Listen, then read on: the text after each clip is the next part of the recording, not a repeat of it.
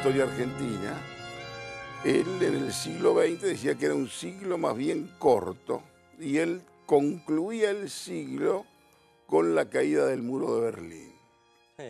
Bueno, muy parecido también a la Vos Argentina. también Sí, concluís el siglo en sí. 1989, curiosamente, no es que Sí. te hayas puesto de acuerdo con Hobsbawm. No, pero se ordena todo el proceso político en el año 90 a partir de alguna manera, la cultura política que entiende que las Fuerzas Armadas no tienen que gobernar más, que no tiene que ser el actor dominante del sistema. Eso se entiende definitivamente después de la última derrota de conspiración ya menor, ¿no?, de Seyneldin.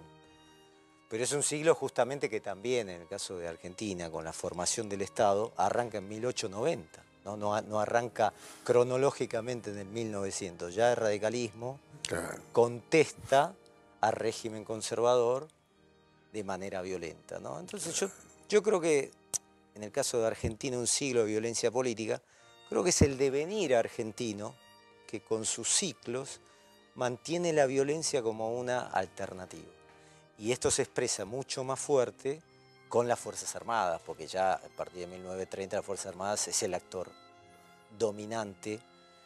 Si vos los estudiás a veces cuando el país estaba en crisis, que por la proscripción del peronismo es que lo que desestabiliza también todo este sistema, se decía, bueno, falta un militar que venga a ordenar, ¿no? Esta era la idea de los partidos políticos, ¿no?, del propio radicalismo. Ya el mismo golpe del 30, ya había gente que estaba saturada de la democracia. Internacionalmente, eso pasó también en Portugal, por ejemplo, ¿no? Bueno, pasó en Alemania. España. En Alemania, pero en Argentina llevaba tres periodos presidenciales. Ahora, a ver, para arrancar, y no es que te quieras llevar al presente, vamos a seguir con la historia, pero también un poco de presente para disfrutar más de la historia, incluso, te diría. Es la primera vez que el centro derecha llega al poder en la Argentina por elecciones. Que esto me parece que es un fenómeno. Que es la primera vez que ni un peronista ni un radical típico, por más que yo lo llamo tercer gobierno radical, que llega directamente al gobierno. Acá esto se enlaza con algo que vos dijiste.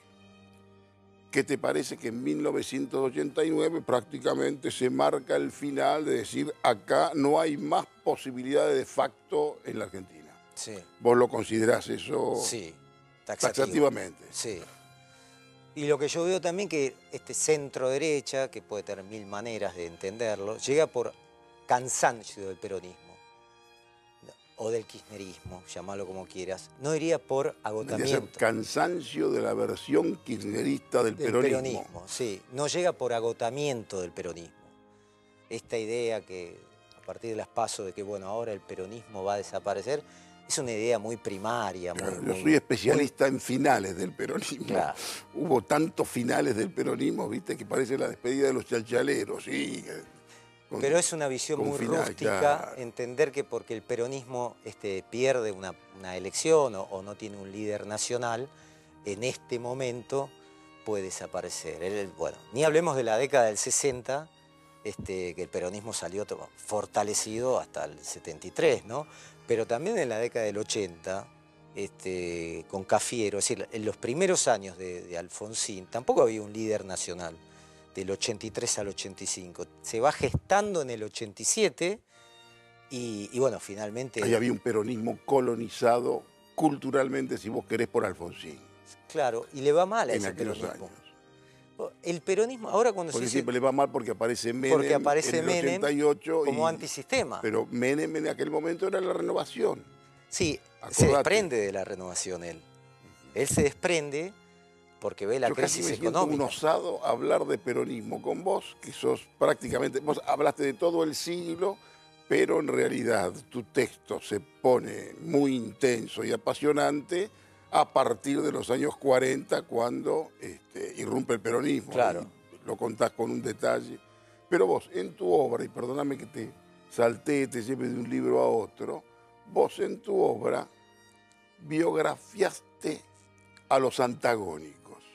Vos junto con Caballero, transmitiste un encantamiento y un impacto que a mi criterio generó en ustedes Rodolfo Galimberti. Sí.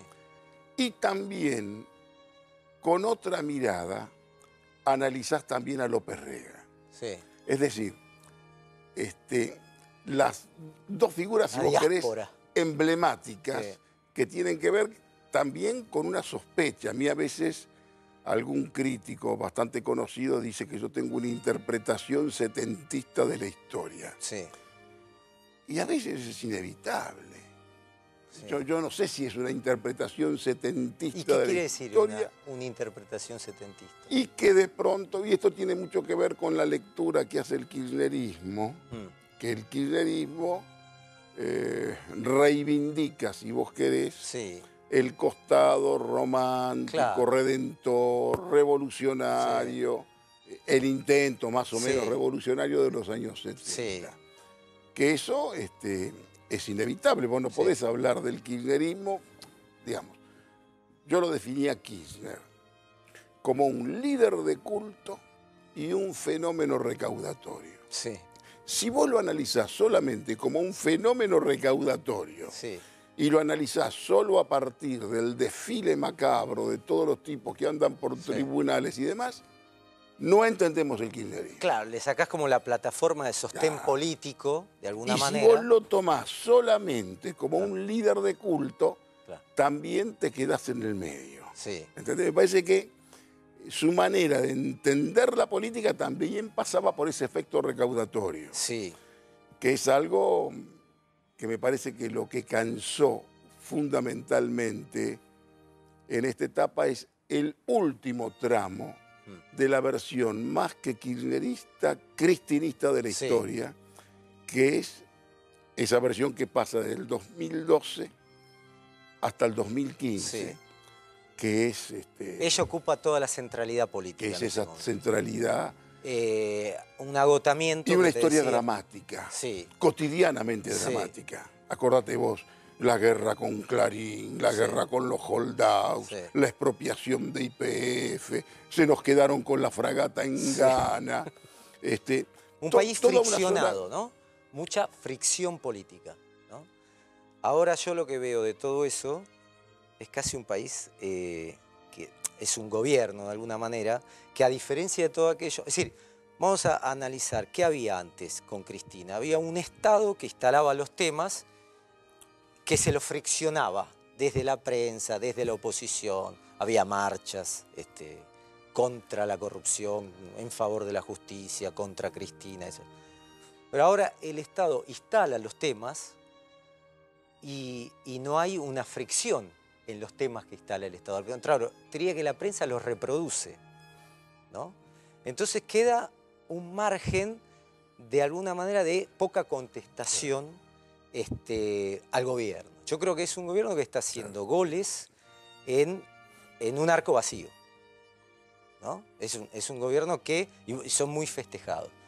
Y no encuentra todavía una línea opositora. Solamente encuentra en Cristina como el vestigio de la oposición, para mí, de alguna manera, sobreestimada el potencial de Cristina. Es como una especie de pretexto diferenciador. Claro. No somos esto. Sí. Discutíamos el otro día que me parece que esta elección es la última o tal vez la penúltima, sí, que sirve Cristina, la doctora y todo lo que significa con el desfile del kirchnerismo como elemento, claro, hasta de atracción electoral. Claro. Porque vos escuchás, hay tipos que son verdaderamente afectados por las últimas medidas económicas, tipos que de pronto te dicen, tengo problemas para pagar o las expensas, sí, o la prepaga y demás, pero prefiero esto a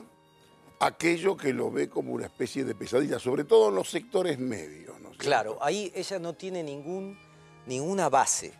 Yo creo que a Cristina le queda los excluidos del mercado. Es decir, los tipos que tenían una changa, que tenían trabajo informal, que tenían subsidio y perdieron la changa y por ahí le queda algún subsidio de algo.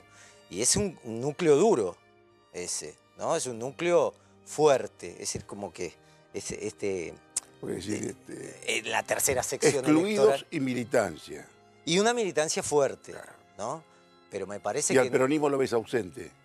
Es que el peronismo, si vos, estos peronistas republicanos, el peronismo, yo no diría peronismo republicano, diría peronismo O domesticado. Verdán Rocamora, que trabaja en mi portal, habla de los peronistas perdonables y republicanos. Sí, pero al peronismo republicano nunca le fue bien. Nunca un peronista republicano, entendido como se entiende, llega al poder. El peronismo... Escuchalo, Urtubey. El peronismo Escuchá lo que dice acá el amigo Larraqui. es disruptor. Pichetto. Sí. Es disruptor. Sí. Llega al poder por disrupción. De manera constitucional. Vos pensás, del 30 al 73 hubo 3 elecciones libres en 43 años. Las 3 las ganó el peronismo, ¿no? 2 con Perón y 1 con Cámpora. Es decir, cuando se pudo votar libremente en casi medio siglo. Ahora, el peronismo republicano puede acompañar a un gobierno, pero nunca va a llegar al poder, ¿no? Fíjate lo que intentó hacer Cafiero acompañando a Alfonsín en su crisis, en esa defensa institucional, en Semana Santa. Debacle de Alfonsín, debacle de Cafiero, ¿no? Entonces, a mí me parece que esta idea de encontrar un peronismo domesticado, correcto, que acompañe, que vaya a Davos, Claro. como hizo Massa, es de corto Peronistas vuelo. que manejen bien los cubiertos. Es de corto vuelo, ¿no? Les sirve a ellos para tener caja que les llega del Estado Nacional, para tener un poco de ayuda, para tener un poco de prensa, pero no me parece que sea un peronismo de poder, ¿no? Entonces ahora no se ve un peronismo de poder, porque Cristina, de alguna manera, ya al grado de polarización que llegó, es imposible que retorne al poder, ¿no? Pero de pronto vos ves que ella, me parece, ¿no? Verla tomar un poco de conciencia como que necesita una suerte de regreso al peronismo. Sí. Cuando ella se define como peronista, hay un amigo Puerta dice que ser peronista es fácil. Solamente basta con decir que sos peronista. Claro. Él dice, no es como ser socialista o radical, y si sos Claro. radical tenés que leer la Constitución, recibirte de abogado. Claro. Dice, ser peronista vos, decís que sos peronista y ya sos peronista. Sí. Ahora, ella dice que es peronista y no le creen que es peronista. Sí. Sí, bueno, ahora yo leo a veces también un poco con sorpresa cuando dice, bueno, la vamos a excluir del Senado.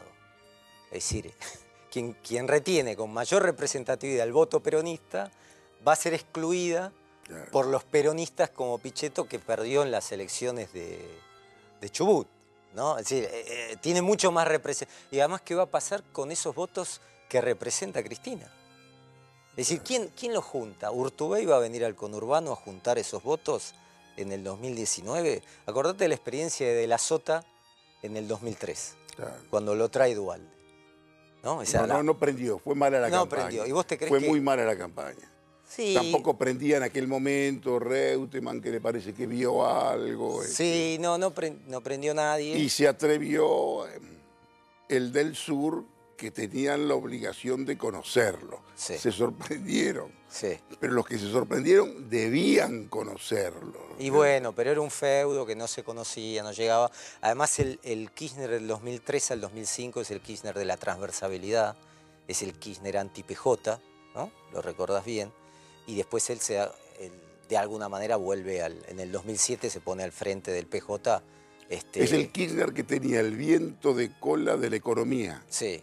Que se puede parangonar a este Macri, que tiene el viento de cola de la política. Sí, pero Kirchner tenía el subsuelo de la crisis del 2001, ¿no? La baña con Duhalde ya más o menos. Pero te la vendían constantemente. Somos nosotros o el infierno igual ahora del gobierno actual. Somos nosotros o la herencia. Yo creo que hay un sobreoptimismo en este momento del gobierno. Yo estoy bastante viejo para ese discurso, porque Este discurso, todos los que vinieron a la Argentina, Menem decía cuando quería enojarse con los radicales, decía, encontré tierra arrasada. Claro. Y Alfonsín decía, venimos de la noche oscura de la dictadura. Claro. Y la dictadura decía, salimos del caos que fue el peronismo del 70. Siempre el que viene, ¿viste? Pero es, la herencia recibida es... Es el mito fundacional, ¿no? Tenés que fundar un gobierno en un mito. ¿Cuál es el mito? El desastre del gobierno anterior. Lo hacía Perón también, ¿no? Perón también jugó toda la época del exilio con eso, ¿no? Es decir, me sacaron con el bombardeo, hicieron un desastre y ahora el pueblo me vuelve a llamar, ¿no? Entonces, esta idea que es perniciosa para la Argentina, ¿no? De que un nuevo gobierno es un nuevo comienzo. ¿Vos leíste a Vargas Llosa? Sí. La novela Conversación en la Catedral. No, esa no. Cada tanto, Varguitas, el personaje, se pregunta, ¿dónde fue que empezó a joderse el Perú? Sí. Y el tipo repasa la historia y dice, fue ahí, y yo a vos te consulto, más que, ¿cuándo empezó a joderse la Argentina? Bueno, Para vos. Yo soy muy esquemático. Yo veo dos grietas, ¿no? Muy fuertes. Una grieta social que empieza con el régimen conservador. Es decir, había una frase que decían los radicales, decía, tenemos que hacer un país 0 kilómetros, arrancar 0 kilómetros. Bueno, cuando el país arranca 0 kilómetros, en 1880, ¿no? Ya arranca con una grieta social muy importante que se empieza a manifestar, ¿no? Con una oligarquía exportadora que no piensa en un país integral, piensa en cómo armar el esquema económico, pero no dice vamos a pensar en la economía de La Rioja, en la de Santa Cruz, en la de Formosa. Entonces ahí se arma una grieta social en un país que crece sin derechos laborales, ¿no? Sin ley laboral. Por esto es el advenimiento de Perón, ¿no? Empiezan muy pocas leyes laborales en la década del 30. Inspirado en los socialistas que no las sabían implementar. Es que no la podían implementar porque no tenían el peso político. Gran habilidad. Y después empieza esta idea de esta es la grieta social, y la grieta política es la intromisión de las Fuerzas Armadas en el esquema de poder, ¿no? Como diciendo, son las Fuerzas Armadas, la hora de la espada de Leopoldo Lugones en su discurso de 1924, que lo hace en Perú, en el centenario de la batalla de Ayacucho, pero lo sustancial que ahí sentado en el auditorio está el general Justo, ¿no? De la logia San Martín, que él entiende que debe ser el hombre que, pues, Justo era un gran político de alguna manera, que él, sin quebrar la Constitución, como había hecho Uriburu en el año 30, él tiene que fraguar el sistema a través del fraude para mantenerse el poder con los restos del no radicalismo, ¿viste? Del radicalismo antipersonal. Lo que fue la concordancia. La concordancia. 30, bueno, estamos hablando. Ese es el poder que se mantuvo. Entonces cuando te dicen, no, acá el problema... Para que no vuelva Irigoyen. Era el mal. ¿Te acordás? Aquel era el mal. Irigoyen era el mal. En ese momento. En ese momento, en el año del 28, apenas votaba. Por eso te digo ya, la herencia recibida, decían lo que había recibido de Irigoyen, y había un cansancio de la democracia que se dio también en otros países. Pero venía de más de afuera que de adentro. Claro. Lo que pasa es que ese régimen conservador no le servía a la democracia argentina. No lo ayudaba en nada, no defendía sus intereses. Ni siquiera el Estado irigoyenista defendía los intereses que ellos ya tenían desde el tiempo de Roca. Y después cuando llega Perón, con gran intuición, esto lo sabes vos, lo sabe todo el mundo, ve una clase obrera vacante que no tiene representatividad y que el Estado no piensa en ellos, ¿no? Porque sigue ahí la confrontación capital y trabajo sin mediación. Y Perón inventa lo básico en una sociedad de masas, poner al Estado como mediador y estudiarse a él como líder, ¿no? Cuando Perón llega el 17 de octubre, hace dos cosas que a mí me impresionaron en el discurso del balcón. Una es poner el himno, apenas llega. ¿Te acordás lo que decía Perón? No sabía qué decir, tenía que hablar, tenía toda la gente ahí, y cómo hacía para pensar algo, decía, cantemos el himno, y magistral. Mientras cantaban el himno veía qué podía decir. Pero es como... En realidad también ese 17 de octubre era el fracaso de todos los que querían, claro. Que estaba al lado y que no sabía hablar, y te dice, mira, encárgate de esta gente que nosotros no sabemos qué hacer, porque ya no podemos reprimir, Y entonces Perón primero pone el himno como para apaciguar. Y después dice algo clave, que es trabajadores. Claro.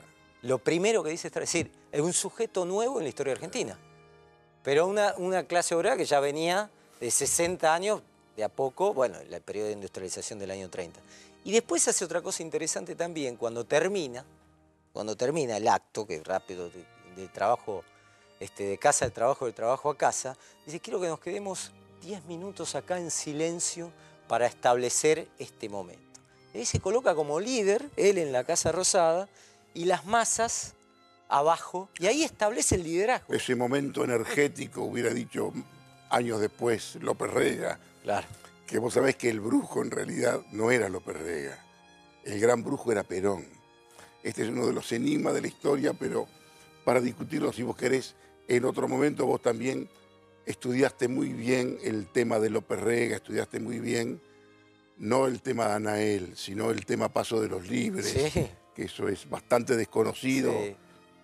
Claro, es la formación espiritual de López Rega previa al contacto político, pero esa formación espiritual es la que lo lleva al lugar político que adquiere él a través de Isabel, ¿no? Y a través de José María Villone. Y a través de José María Villone, que es el precursor, el que lo lleva justamente a Paso de los Libres. Lo que me sorprende de López Rega es un hombre ya de 50 años, sargento retirado, que encuentra un lugar en la Argentina, en su caso de vida prácticamente, y después Isabel lo lleva a Madrid y Perón lo empieza a utilizar, lo pone en la agenda como filtro, y le da a Isabel una seguridad política, y en un momento, en el 73, dice, bueno, esta es una conversación que tiene López con Naval Medina, padre, ¿no? Y le dice, ¿qué va a pasar con nosotros? Nosotros queremos entrar en el Estado, porque si no, ¿qué va a pasar? Pues si no, el Estado se lo va a quedar Cámpora, ¿no? Esto es previo al 25 de mayo del 73, ya Cámpora... Y ahora, era un López Rega ya que se había bajado unos cuantos muñecos. Paladino. Acordate que se lo había bajado a Jorge Antonio, que no podía llegar el turco. El poder doméstico, ¿no? Claro. Un gran dominio del poder doméstico, del poder de la agenda. Pero también funcional a Perón, ¿no? Porque Perón también, con su gran ambigüedad, decía, bueno, me llamaste, no te atendí, López Rega no me pasó el dato. Bueno, ¿entendés? el que manejó siempre eso fue el viejo, que, bueno, envejeció. Y ahora te voy a decir una cosa horrible, pero Sí. creo que la vas a entender. López Rega entiende ese peronismo de confrontación interna y se hace cargo, ¿no? López Rega entiende que hay que enfrentar a la izquierda peronista y lo hace desde el Estado. Y ahí es como que nadie se animaba del todo y él lo hace. Entonces, lo que hace el peronismo de los 80 es decir, bueno, nosotros no tuvimos nada que ver, fue López Rega. Digo, no, la idea general, bueno, vos escribiste Los Reventados, ¿no? La idea general era esa, enfrentar al enemigo interno, ¿no? Y después... Pero ahí te metes en el lugar más conflictivo, si vos querés, para tratar la cuestión del peronismo, que incluso sí. a los peronistas les resulta incómodo. A Bárbaro, terriblemente incómodo. A Julio Bárbaro se vuelve loco con ese tema, pero no, es que no pueden asumirlo, no pueden asumir que ese peronismo aceptó a López Rega, porque nadie denunció a la AAA del peronismo. ¿Vos escuchaste a alguien del peronismo en ese periodo denunciar a la AAA? ¿Al Consejo Superior Peronista? ¿Al general Perón? Mira, el peronista típico de hoy, que existen todavía, y son muchos y que de pronto no aparecen en la superficie, los tipos te dicen, nosotros bancamos al peronismo sin beneficio de inventario. No. Cuando te dicen sin beneficio de inventario, te dicen con todas las impurezas, con todas las irregularidades y con todas las contradicciones de su historia. Sí. Igual hay límites, ¿no? Digo, represión ilegal desde el Estado es un límite. Está bien que vos me podés decir, bueno, pero eso es una cultura de los años, la cultura democrática es de los años 80. En ese momento no existía una cultura democrática. Pero tampoco te caguen a palos desde el Estado. Hermano, vos ves, yo cuando veo los críticos bastante fáciles e inmediatos y casi reflejos condicionados en la crítica al peronismo cuando vienen con esto y Perón con la creación del Somatén, acordate, que bueno, que tenía que ver con esa deriva que había generado su propio producto, que él estimuló. Pero bueno, él estimuló desde el punto de vista táctico, estratégico, pero para los pibes solo afuera. no se lo podés decir. Bueno, no le podés decir, mirá, muchachos, claro, esto era táctica. claro, claro. Además con todo el proceso guerrillero que Ahora, había en América Latina. vos no podías esperar, los muchachos no podían esperar que Perón se pusiera al frente de los montoneros. Claro. Y que adoptara esa política. Cuando una vez, muchachos, ya llegué yo acá, cuando los recibí a todos con la televisión, ¿te acordás que le reprochaban? Sí. Muchachos, bueno, ustedes quieren seguir siendo montoneros, pero él ya estaba en otra cosa. Sí. Digamos, pero él estaba preso, si vos querés, De su discurso previo. de su propia Pero el país también venía gesta con y de su propia épica. Pero la dinámica de la violencia ya estaba instalada. Era muy difícil de que con un discurso Perón vestido de militar después de Ezeiza diga, bueno, ahora vamos por la reconstrucción en paz. Cuando a Cámpora en la campaña le decía, el tío compañero va a libertar a los montoneros. Entonces ya venía con un clima de inercia, el propio Galimberti entra, porque ahí el que jugaba más, después te voy a decir otra cosa también, el que jugaba más, en el caso de Galimberti, eran las milicias populares, como diciendo, bueno, nosotros vamos un paso más adelante. Las milicias populares que hablaba tu biografiado Galimberti. Sí. ¿Te acordás que decía y asustaba? Claro, claro. Entonces vamos con las milicias populares. Que Lorenzo Miguel decía, no, no quiero decir eso, el muchacho tiene buenas ideas. Bueno, y ahí Perón fue descartando y fue abriendo también todo ese proceso, lo fue descartando, le fue sacando el lugar político. Y después te vino toda la derecha del peronismo, como decimos, nosotros vamos a ser los guardianes de la doctrina y vamos, esto que decías vos, vamos a hacer lo que haya que hacer. Pero, claro, desde eso el Estado. Ya es la temática de la novela mía.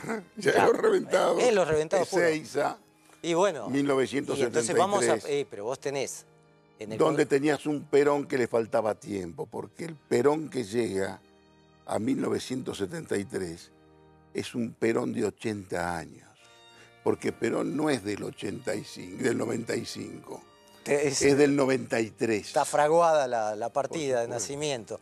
Pero yo creo que además de eso, el país está en una inercia de violencia que es general en toda América Latina y en el medio de la Guerra Fría, que después ya no hay manera... No había democracias ya.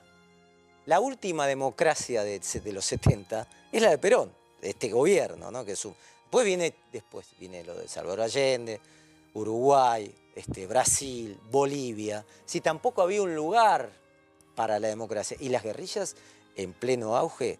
Bueno, vos te acordás, el ERP vendía 150.000 ejemplares. Me acuerdo del Combatiente. El Combatiente. Dirigido por Cases Camarero. Exactamente. Que es uno de las personas que hablé para mi nuevo libro que se llama Primavera Sangrienta, justamente con que analizo todo este proceso en mi nuevo libro. Entonces, me parece que la inercia de la violencia ya era imparable, que Perón no le iba a poder parar, y esa violencia entra en el peronismo y estalla, y devora el peronismo, y abre el paso, obviamente, a las Fuerzas Armadas. Digamos, vos decís, después del operativo Dorrego, esa colaboración de la juventud peronista con el ejército para algunas obras. Sí, obras de inundación en 25 de mayo. A mí me parece que el quiebre es Ezeiza. El punto de quiebre es Ezeiza. El peronismo, la ortodoxia, llámala como quieras, el peronismo clásico, dice, hasta acá llegaron. Y además, el palco. El que domina el palco en el peronismo tiene el poder escénico del peronismo. Y entonces se disputa el palco. ¿Por qué? ¿Por qué se produce Ezeiza? Porque la ortodoxia peronista no quiere el acto de comunión de Perón con montoneros, ¿no? Es decir, las masas montoneras, o del peronismo, de la JP, llámale como quieras, con Perón en un acto tranquilo. Eso tenía que romperse. ¿Por qué? Porque Lucha y Vuelve, ¿quién lo motoriza? La izquierda peronista y después acompaña el sindicalismo, digamos, ¿no? Entonces, si ese Lucha y Vuelve se representaba pacíficamente en un acto de regreso de Perón, ¿qué quería decir? Que estos muchachos, así como se dice, iban a ser, por el camino de la historia, la herencia de Perón. Y eso había que romperlo, ¿no? Entonces, y se rompe con Osinde, con López Rega, que estos eran todos hombres de Perón, además, con el sindicalismo. ¿Y cómo lo haces? Toda la versión Brito Lima, revista Caudillo de la historia. ¿Y cómo lo haces? Dominando el palco. ¿No? Y ahí se rompe. Ahora, escúchame una cosa. Para ir por la cuestión ya, si vos querés, hasta continental. Aquella épica de los 70 que tuvo que ver con Torres en Bolivia, Velasco en Perú, bueno, lo que fue Salvador Allende en Chile y demás, que es prácticamente el antecedente de golpes, de dictadura, de mano dura, que también fracasa. Y después tenemos otra oleada que desde el liberalismo le pueden llamar populismo, que es la que también comienza a fracasar ahora, pero que hasta hace pocos años funcionaba. Lo tenías muy fuerte. En Brasil. A Chávez, lo tenías a Lula, que lo sabía manejar muy bien a Chávez, porque en realidad controlaba, ¿no? Lula tenía mejores relaciones con Irán que el propio Chávez, entre otras cosas. Vos lo tenías al ecuatoriano, que lo traicionaron ahora, Correa. Toda esa oleada, si vos querés, populista, que a mí la palabra populista no termina de convencerme como categoría, ¿sabes? Sí, porque no se sabe qué quiere decir bien también. Porque me parece que hay una desconfianza atroz hacia toda cosa que pueda ser popular. Claro. Ante la imposibilidad de una política que pueda ser popular, directamente te estampan la cuestión populista casi como para sacarte de la cancha desde el punto de vista teórico, por lo menos, ¿no es cierto? Ahora, en ese campo es donde se circunscribe el Kirchner de culto, que es el Kirchner de los primeros años, que tuvo, y es muy riesgoso lo que te voy a decir, los primeros 4 o 5 años, casi la misma cobertura mediática que tiene hoy Mauricio Macri. Acordate, vos también estuviste en medio de comunicación, acordate lo que fue aquel Kirchner del 2003 al 2007. Te voy a decir una cosa, no lo podías tocar a Alberto Fernández. Pero decímelo. El otro día lo tiré en un tuit, que un amigo me quería hacer hablar en Idea, y me bochan de Idea porque era muy crítico del kirchnerismo. No me imagino hoy si yo tengo que ir a hablar a Idea, que por supuesto que nunca me van a convocar por suerte, ¿no es cierto? Sí. Digamos, siempre estás del lado crítico con algunos problemas. Sí. Vos me decís, no se lo podía tocar a Alberto Fernández. Yo en aquel momento publiqué mis libros, La marroquinería política, vos sabés que mi negocio nunca fue ser oficialista. Sí. No me sale, Es que es aburrido. No me queda bien, ¿no es cierto? Y no son especialmente adictos a bancarse críticas estos muchachos, ¿no es cierto? Pero en aquellos primeros 4 o 5 años, los del viento de cola de la economía, que son los que aprovechó Néstor Kirchner, pero no Cristina Kirchner. No. Cristina Kirchner, cuando viene en el 2007, ya toda esa bonanza, si vos querés, se terminaba, ¿o no? Pero hay una ruptura política ya manifiesta con la crisis del campo. Me parece que antes que una crisis económica, es una crisis política, ¿no? ¿A vos te parece que con Kirchner presidente iba a existir la crisis del campo? No sé cómo lo hubiera manejado él, es muy difícil. O no sé si esta crisis la manejó él también, ¿no? Pero yo me acuerdo que cubrí el primer acto donde Kirchner sale a pelearle al campo y a Clarín. Y me sorprendió, y esto fue a inicios del 2008, en marzo, abril del 2008, entonces era empieza una conducción de fractura dentro del kirchnerismo. Es decir, acá vamos a partir las aguas. Digo, se acabó el Kirchner de culto, ¿no? El Kirchner de autor, digamos, ¿no? El tipo que va llevando el país a través de una idea de consenso. Ahora, ese Kirchner hasta el 2010 gobernó, hasta su muerte. Yo no lo sé, eso es muy difícil de saberlo. Por ahí vos lo sabes mejor que yo. ¿Para vos gobernó él? Y para mí me parece que la doctora empieza a ser presidente del país el 28 de octubre del 2010, a partir de la muerte de Kirchner. Sí. Y de pronto, esto ya es interpretación, es análisis Claro. político. El primer Kirchner no gobernó con Zanini y con De Vido. Gobernó con Hugo Moyano y con Héctor Mañeto. Claro. ¿Entendés? Gobernó con una país protección mucho más estable, ¿no? y con todos los empresarios, muchos de los que hoy Sí. aplauden a Macri en idea, que estaban en condiciones de hacer fila para saludarlo, no a De Vido, a Lázaro Báez o a Cristóbal López. Sí. ¿Entendés? Eso tiene que ver con Y vos fijate algunas que características. me estaba acordando que la ruptura con Moyano fue muy importante para el debilitamiento del kirchnerismo, y la pelea era por el impuesto a las ganancias. No se habló más de ese tema, ¿eh? Digo, hay temas que eran fundamentales en el kirchnerismo, que se veían como apasionadamente, que persistieron. El déficit fiscal, por ejemplo, o la inflación ahora del 2%. Es decir, todas las cuestiones de macroeconomía, yo soy un experto, ¿no? Pero todas las cuestiones de macroeconomía se mantuvieron. El déficit de la balanza comercial, la inflación. Pero yo creo que el gobierno supo de alguna manera instalar con esta idea del... Había mucho rencor con Cristina, ¿no? Y el gobierno y mucho cansancio, básicamente también de la clase media, que el gobierno explotó muy bien. Pero también es un gobierno que creó opinión pública. Este gobierno. Este gobierno, como el kirchnerismo lo había creado de una manera desaforada, a través de las cadenas nacionales, buscando también esa confrontación, este gobierno también creó mucha opinión pública, o como se decía antes, opinión publicada, con mucha potencia, ¿no? Es un gobierno que tiene, para mí, está también sobrevendido. En realidad estamos hablando de una primera minoría que va a llegar al 40% de los votos. No estamos hablando de un gobierno de mayorías, como podías entender que era el 54% de Cristina, ¿no? En el 2011.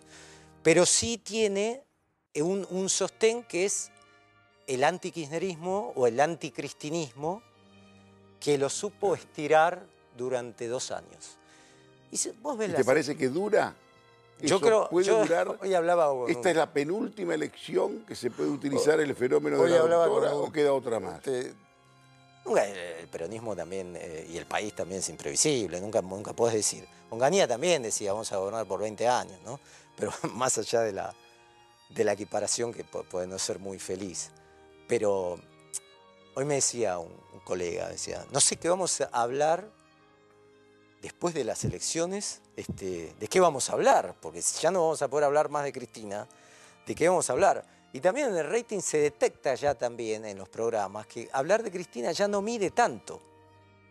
Entonces ahí yo creo que ahora vamos a ver cuál es el rol de la prensa, porque si la prensa va a reproducir lo que piensa el gobierno como análisis político, o decir más afinado, lo que piensa el presidente, es una prensa que va a perder mucha audiencia y mucha credibilidad. Si los periodistas van a competir a ver si pudieron hablar el vocero de esta secretaría que les dijo cómo va a ser el cartel de la campaña y esto que el otro. ¿No te parece que Macri no sabe que este apoyo de la prensa casi unánime es transitorio? Yo creo que es coyuntural. Que por su propia dinámica, sí, la prensa en algún momento se tiene que poner objetiva y crítica. Sí, porque es su razón de ser. Bueno. Porque para eso nos hicimos periodistas. Ahora, en este momento, todo eso, incluso ayer una periodista me decía que tenía algunas críticas para el gobierno de Macri, decía, pero no, después del 22, en este momento no tengo que ser destructiva. Nunca he escuchado. Una periodista destructiva, de marca, ¿sí? Que nada que pueda porque en este momento hay una épica que pasa por la superación del fenómeno de la doctora, que tiene muchos adeptos, fundamentalmente también en el peronismo. Razón por la cual yo a vos te consulto de esto, porque vos sos un peronólogo. Yo soy un peronólogo vocacional, si vos querés, vos sos un peronólogo académico. A mí me parece... ¿Cómo es que sigue esta historia? Bueno, es difícil entrar. Yo creo que las editoriales contra Cristina ya... No, después de las elecciones, aun cuando Cristina saque el 34-35%, ya pierden su vocación periodística. En algún momento me parece que se va a tener que empezar el periodismo va a tener que empezar a hablar del gobierno. ¿Y si el 23 o el 24 de octubre ya empieza una cruzada por la inhabilidad moral de la doctora para obturarle su ingreso al Senado?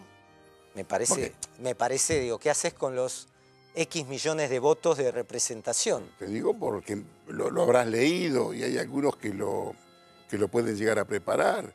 Digamos, nosotros tomamos casi como si fuera normal una situación absolutamente anormal.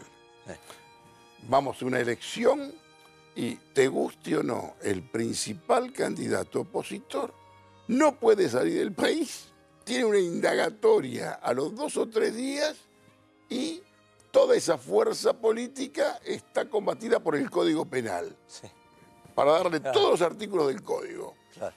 Digamos, debe ser muy difícil establecer una política desde bueno, esa posición. Y es el... Te voy a decir una cosa espantosa también. Sí. Framini gana la gobernación en el año 62. Me acuerdo, Framini Anglada. Framini Anglada gana la gobernación y Frondizi, por orden de las Fuerzas Armadas, le anula la elección y no lo deja ejercer. Me acuerdo perfectamente. ¿Y qué pasa después? Lo echan a Frondizi. Obviamente en ese momento las Fuerzas Armadas eran un actor clave. Yo creo que el gobierno, si realmente le interesa el espíritu republicano, tiene que convivir con Cristina en el lugar que fue elegida. Digo, esto es para cualquier país. Yo escucho a veces a opositores incluso decir, vamos a ver si no la habilitamos. Opositores que tienen el 3, el 5, el 10 o el 15% de los votos, ¿no? Digo, que no tienen una representación popular sólida, digo, van a los programas de televisión a decir, no, vamos a intentar que no entre en el Senado. A mí me parece una cuestión de salvajismo político, pero me parece que es como para estirar un poco la figura de Cristina, encontrarla ya... Porque es redituable.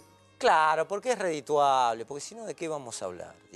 ¿Cuáles son los temas de agenda, pero de conversación? Pero esto me desanima un poco porque, a ver, yo era de los que creía que con Macri me iba a aburrir.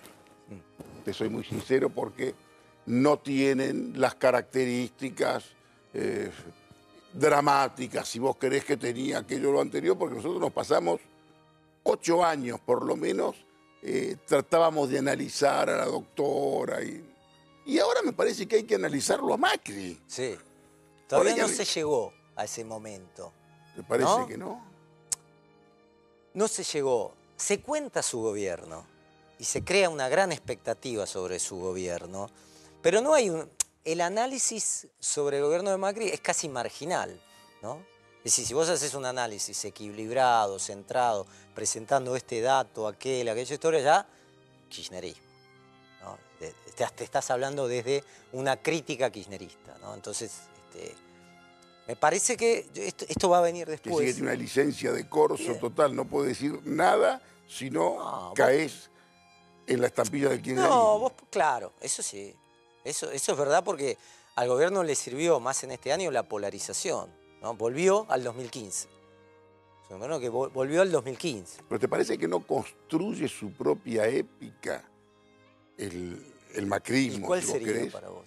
Mirá, es la épica del cambio, la épica de la modificación, la épica de la construcción de un país normal, de un país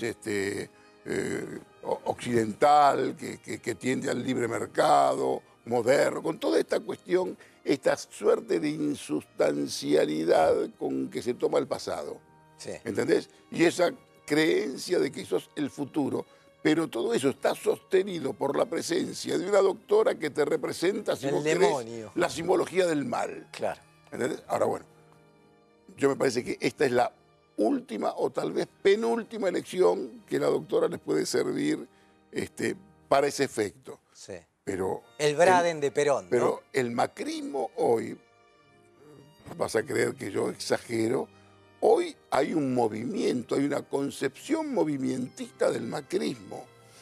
En todo el país tiene una presencia fuerte, Sí. y hay partidos y elementos antagónicos entre sí que solamente están sostenidos por la imagen del conductor, Sí. que es él. Sí, pero sostenido también por el antikirchnerismo, no sé en qué porcentual, ¿no?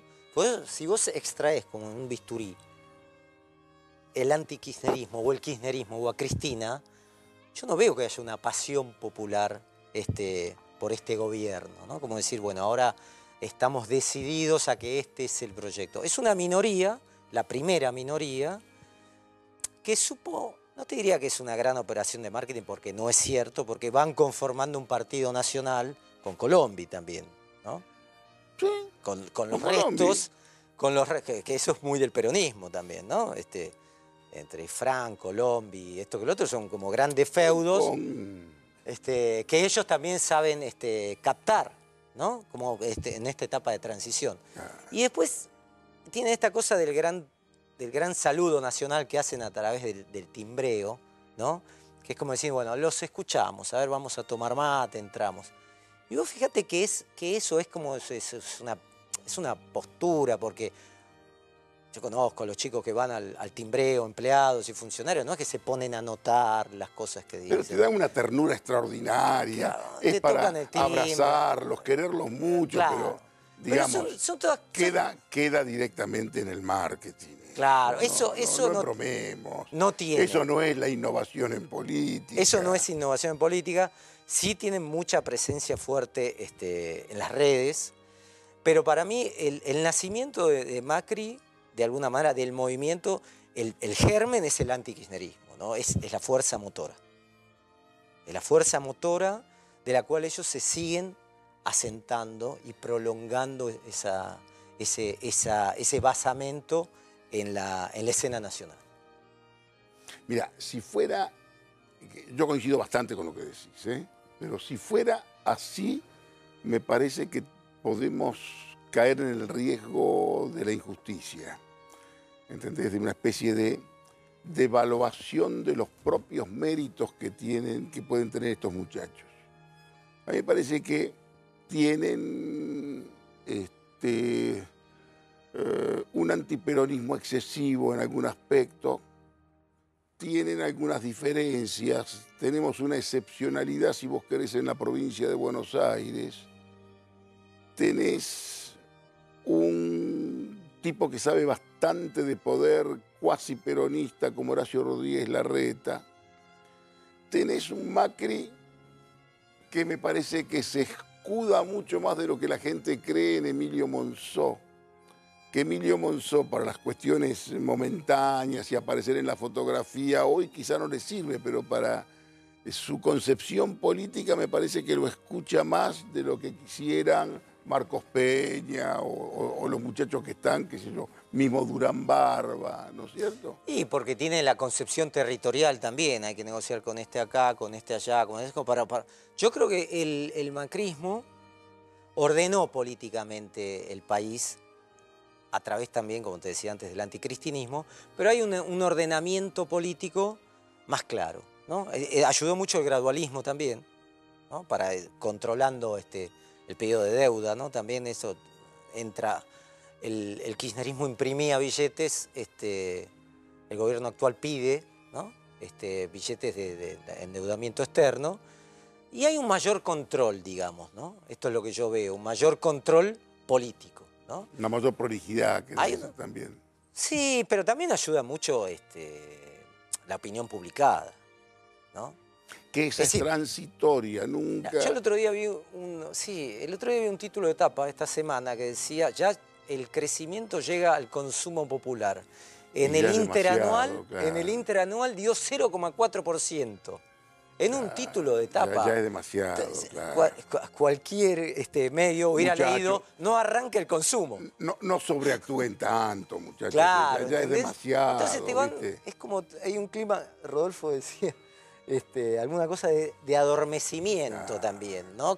Si te ponen este tipo de situación, es decir, no quiero ser sarcástico, pero decir, bueno, el Metrobús en 3 de febrero, 3 kilómetros, son paradas de colectivo, digo, tampoco sobredimensionamiento de La las vía obras. rápida no es la transformación de la sociedad. ¿no? Claro, entonces, pero está bien vendido, está bien ordenado, y el periodismo está acompañando. Después, Claro. el gran enigma es qué va a pasar después, porque tampoco el periodismo puede perder su razón de ser. Yo soy de la idea que el periodismo al gobierno le tiene que respirar en la nuca. A todos los gobiernos, porque esa es como la función. No que sean los fiscales, pero sí marcar análisis críticos y marcar situaciones. Es la ética del Jorge Asís digital, no sé cómo me saldrá, pero es verdaderamente lo que yo creo que tiene que ser el periodismo también, ¿no? En todos los gobiernos, yo no doy ni siquiera sugerencias, consejos nunca y menos gratis. Sí. Pero ni siquiera sugerencias. Me parece que lo que de pronto el gobierno tendría que, si vos querés profundizar mejor, es esta idea de la presentación como si fueran grandes reproductores de agua bendita, de poner tan alta la vara en el tema de la anticorrupción, que eso en algún momento, si se te desarticula ese acompañamiento mediático y alguno simplemente se decide a contar, no el Asís Digital o cualquier otro medio, que de pronto las primeras planas sean otras cosas. Con el mismo empeño que en los tiempos de Chicone, ¿no? Y ahí me parece que ahí pueden tener algún problema, sobre todo en un bloque frontal, muy poderoso del gobierno, que pasa por la doctora Carrió, que es un fenómeno. Yo escribí y dije que debajo de Macri hay un triángulo sucesorio, que son, por supuesto, Marcos Peña, María Eugenia Vidal y Horacio Rodríguez Larreta. Pero por pura presencia, ese triángulo, Carrió lo convierte en un rectángulo. Y Carrió, te diría que es un tanto más fuerte y a veces pareciera que marca el rumbo y que conduce. ¿En qué tipo de En lo que tiene parámetros que ver políticos? con transparencia, lo que tiene que ver con moralidad, lo que tiene que ver con la reproducción del agua bendita. Sí, jugó un poco